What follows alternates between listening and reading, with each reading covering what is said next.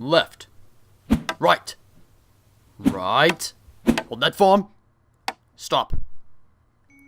Like every morning since that day, I've had to spend much of my time training with Mendes. First taking care of my stable hand duties, but immediately following my training. My mentor always stood tall, watching over me with the stern side of his gaze when I trained. It's been quite some time since that first day, and I can see just how much I've improved. The sleepless nights have long since ceased, my body now built with a new layer of strength, and I even have people I can call friends, all visible changes. My heart still pounded with determination and excitement every morning I had to get up. Alright, well done, Dirk. Now move on to your daily exercises. Then you can be done for the day. Mendes relaxed his posture, giving me a curious smile. It was hard to read, but it somehow felt reminiscent. Perhaps he knew what day it was too? Today was the anniversary of our little training project, the day I accepted his offer to train me. Since then, a lot has changed. Even over the year, things evolved quickly. My blonde hair has grown out a lot since then, the tuft of stray hair on my hairline longer as well. My body has built itself up to a much stronger form, and I feel more like an adult now. It's crazy to think I'm 17. Soon, I could join the scouting hall and help the village find and designate resources for further growth. Once I finish my training, I go to speak with Mendes. Hey, Mendes. I was going to head to Maintown. You need anything while I'm there? No, I'm quite alright. I think today I'd like to relax and enjoy the cool breeze. It's soon to be winter, so I want to feel the fresh zephyrs before they become too cold, and I have to wear thicker clothes. Mendes and I spent several hours together each day. I helped him around his house, seeing as his job prevented him from getting any breaks or time to relax, so I understood why he would just want to sit back for the day. Regardless, I decided to let him be and walk into Maintown. Maintown was the centralmost part of Fazan. It held a bazaar, various canopied shops, and the most people of the town. Everyone calls it Maintown because it's in the heart of Fazan, along with its booming life. Although Fazan was small when I first arrived, I've been able to watch it grow. I've even helped it grow in some aspects. There didn't used to be a main town, but as the year progressed, the village grew. Arriving in Maintown, I looked at the different shops about. There were leatherworking shops, hunting shops, local braziers, trinket sales, and much more. Each little stand or modest building held their own personality, a small sparkle of the owners themselves shining through the designs of every individual plot. One hunting shop, for example, resembled the colors of Fazan itself. Subtle, airy blues, earthy reds, and icy whites trickled down the boards of the hut. They weaved through various designs, primarily sticking to long painted strokes encompassing triangular shapes. It was a simple design that followed the edges of the hut, but it made the building stand out to me. That, and my best friend worked there. I brushed by a few people to step inside. The interior wasn't too different from outside, but it definitely felt warmer with the candles and torches. I looked around the room to find my friend, but I couldn't seem to see her. Business was slow at this hour, so where could she be? Suddenly, without warning, I found the floor. My face plummeted into the ground, smacking the wood and creating a loud thunk. "Haha! You didn't look hard enough, Dirk!" The voice was easily recognized. I could tell that accented sound apart from anyone else's far too quickly. With a slight groan, I rolled over onto my back and let my eyes adjust. Above me stood the girl I was looking for. She had dark black hair and wore well-fitted hunting gear. The leather and cloth seemed to aesthetically match each other, curling across her chest and torso. The blue linen at her waist draped over her left leg down to her ankle. On both her arms, wrapped cloth surrounded them down to her hands, stopping at her knuckles. Over that, on her left arm at least, a leather gauntlet and armpiece fit from shoulder to hand. "Sachi? What the hell? That hurt!" I told her blatantly. Sachi had hit me with a staff she carved herself. The shapes and designs she etched into her staff matched the hut's. Obviously, she was the artist behind the masterpiece that was her family's hunting business. Sachi smirked her annoying little smile, tilting her head slightly as she held out a hand to help me up. Her skin contrasted from mine, being a lighter tan. I accepted the gesture and raised myself up with her help. She was about the same height as me when we both stood up. Sachi looked like she always did, her hair eloquently braided along her head until it reached the back where it funneled into a ponytail with major volume. Her eyes were golden like my own, but a little darker, more amber-like. Sachi was the same age as me, though she always claims to be older, since she's a few months older than I. She stared at me with excitement and glee. After all, she was my training partner. Alright, Dirk, if you can't even spot me out, how do you think you'll ever spot out dinner? Oh, or a monster. Sachi gave a wide smile and very open eyes with this last addition to her statement. She always had this spark of optimism, and yet she regularly expressed this sense of mischief. I tilted my head down a bit and snuffed out a sigh before speaking back to her. I won't need to because I'll have you there to knock them out. She just grinned and replied, True, but what about after? If they get up and I didn't finish them off, you going to be my knight in shining armor? I gritted my teeth, furrowing my eyebrows, and continued. Yeah, maybe I will be. My voice was raising quickly. Oh, thanks. When I'm the one who kills the monster, I'll let the others know you did it to save me. It'll get you all the girls, huh? Sachi nudged me with her elbow as she finished speaking. I turned away from her, slightly hunched over. My pouting face slowly relaxed as she continued to nudge me, which led me to look back at her and smile. We both started laughing hearty noises, although this did not last long since we were interrupted by a quiet, clearing throat. Guys? The voice came from the front door opening. Sachi and I seemed to forget we weren't the only ones here. I looked over, realizing Ren was leaning against the entrance sills. He's a good friend of ours. His cool white hair scuffled out from his head, creating a serrated mane of sorts that lightly framed his face. He wore his usual clothing, a headband that kept his hair out of his face with two small horns on them. He swears that they are the horns of two Kirins his mother slayed long ago, before she died, and gave it to him as a young boy. His tight, cut vest revealed his slender yet muscular arms. Finally, his surwals clamored at his knees, where his sharp, angular boots began. Ren had a bit more bright skin compared to Sachi and I, but I would by no means call him pale. Hey, Ren, I spoke up shortly after him. I nodded at him while Sachi just looked over her shoulder back towards Ren, probably smiling. So, you two ready to get started for today?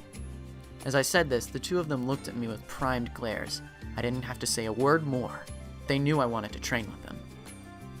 See, soon after I had accepted Mendes' offer of training, I was scoped out by these two troublemakers, Sachi and Ren. The two of them found me training early one morning by myself. They apparently were friends before I arrived in Fazan, but when they found me training, they became wound up in curiosity. They introduced themselves, with the assault of a wooden staff and a makeshift training spear. I had defended myself with my training katana, and they decided I was alright. After that, they gave me proper introductions, and the rest was history. We all started walking outside when suddenly a man rushed past us. He looked panicked and frantic, clumsily knocking random items out of shoppers' hands. The man rushed for the chief's house. I wondered what could be wrong. As the man tunneled his way through the people, trying to get to the chief's building, the guards out front stopped him. My friends and I were far away, so we couldn't hear what he was saying, but the man created a lot of commotion. Soon Chief Aboleth walked out from his home, removing the guards from keeping the man at bay. They spoke for a time, the man holding something out to the chief, and eventually the chief gestured him inside. I looked over to Ren and Sachi. Ren spoke first. What's wrong, you think? He was as calm as he always was. Sachi replied to his question in a hushed tone. I don't know. Isn't that the man from the other farms? You know, more west of the mountain? She remembered the man from somewhere, but was unsure of her own words. I think he's from the West Farms, I chimed in, adding some sort of information. We didn't know what to make of the event, but when we saw the chief walking down the gravel road with armed guards behind him, we began to suspect the worst. He had all of the village's guards with him, all 20 of them. If he led the entire protection force, something bad must have been happening. Reaching the center of Maintown, Chief Aboleth stopped, now speaking to the whole bazaar. I just received word of a beast attacking the outer farms. The man who came to me with this information was sent early on in the assault. He did not get a detailed look at the monster, but he believes it was a purple worm. As soon as Aboleth said the name of the assailant, many people gasped and several whispers snaked their way through the crowd. He let the sting pass before continuing. The man also said it was coming this way, that it was headed for Fazan. I call to you now, my fellow men and women, for volunteers to face this monstrosity. If we have numbers, we can defeat it. I promise you that. More voices built up in the crowd. A lot of people were scared. I could see the looks on their faces, the men, women, and children of the crowds. They all feared the worst. A purple worm this far east? That was impossible. For a purple worm to have traveled that far from its native lands meant something drove it here. Something brought it from the Nine. Though no one said it, everyone was thinking it. I only ask that you join us if you wish. Anyone who does not wish to fight, find shelter in your homes. We will drive back the feral creature. Now is the time to decide. With this final statement, a modest number of men and women started raising their hands, offering themselves as volunteers for the defense of Fazan. A surmountable number of others fled to their homes. I raised my own hand to aid in the defense as well. Surely, if I had trained with the katana, this was why I did it. What other reason was there to learn to fight if not for protecting the ones you loved? And I had come to love this place very much, this home of mine.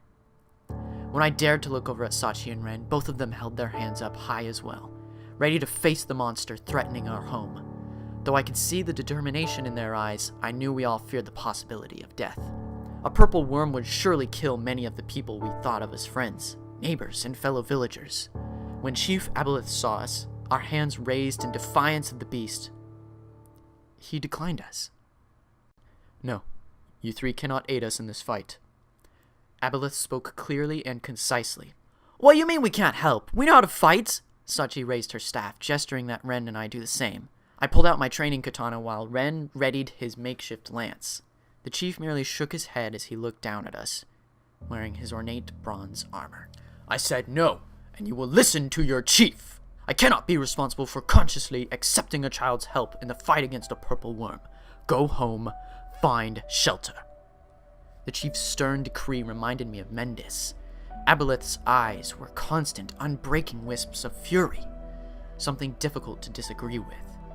Even so, Sachi and I both stepped forward, our determination piercing through our own eyes as we looked up to our chief. No! The chief barked, his hand raised into the air, prominent fist crushing the air between his fingertips. If you make me, I will tie you down myself. Just understand that with every second I waste keeping your rebellious spirits in check, the closer the monster comes. Leave before I force you to. With that, we had no choice. I slumped down, my frustration coming back to me. I remembered the nights when I couldn't sleep suddenly. I felt the roaring nature of waking hours, when I need it most. There was always a cold wisp of air that would prevent me from sleeping, as if something didn't want me to sleep. It was always in the air.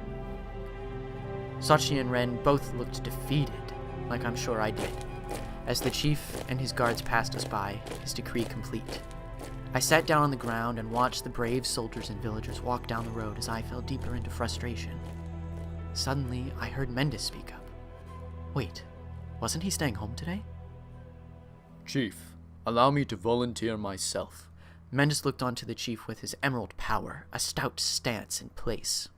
He held in his hands a mighty sledgehammer, his best one from the war long ago.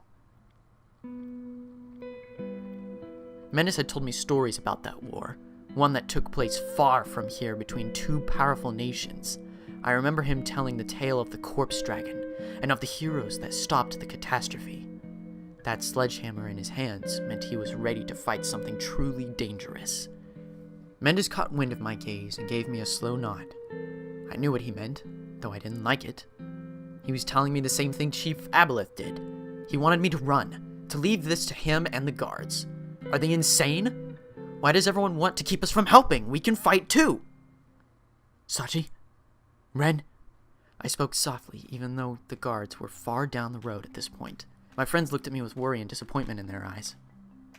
We're going with them. I'm going to help them slay the beast whether they want me to or not.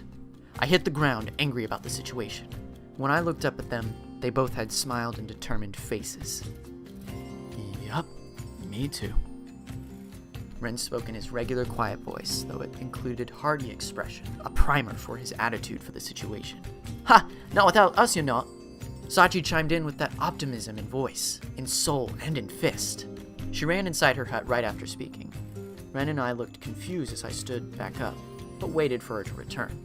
From inside her home, she called out, "I was going to wait until our anniversary of sparring, but I guess the anniversary of your training will have to do, Dirk."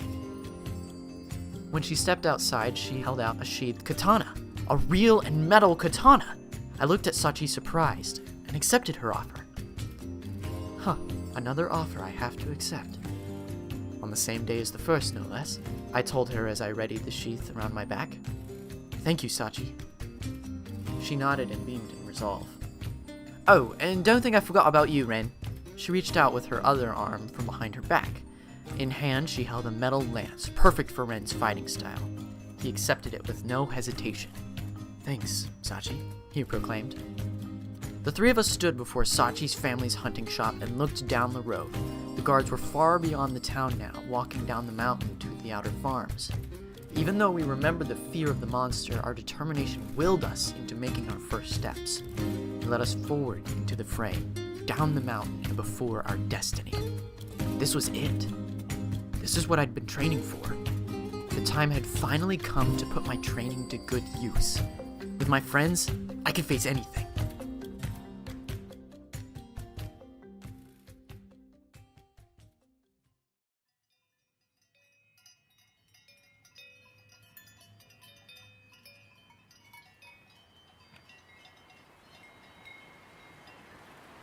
At the summit of the steps out of our home, we could see the guards below, reaching close to the edge of the forest.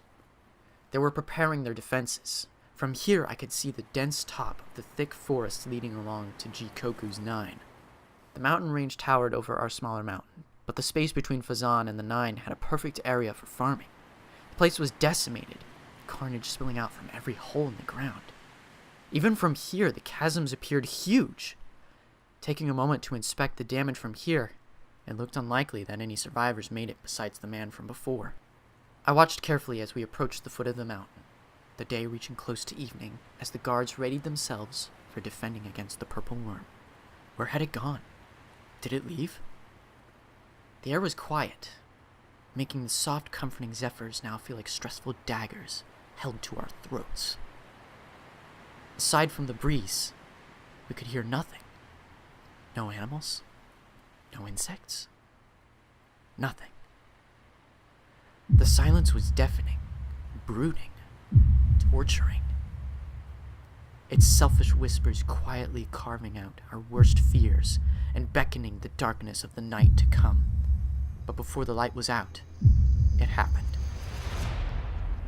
Everyone felt the course of the ground below us. It moved. No, just shifted. And a moment later, another shift, then another, quickly rising in frequency, another. Our fears starting to rise in unison, another. The grips of the guards to their weapons, another. Rocks falling and shifting about, another. More and more until finally, it revealed itself.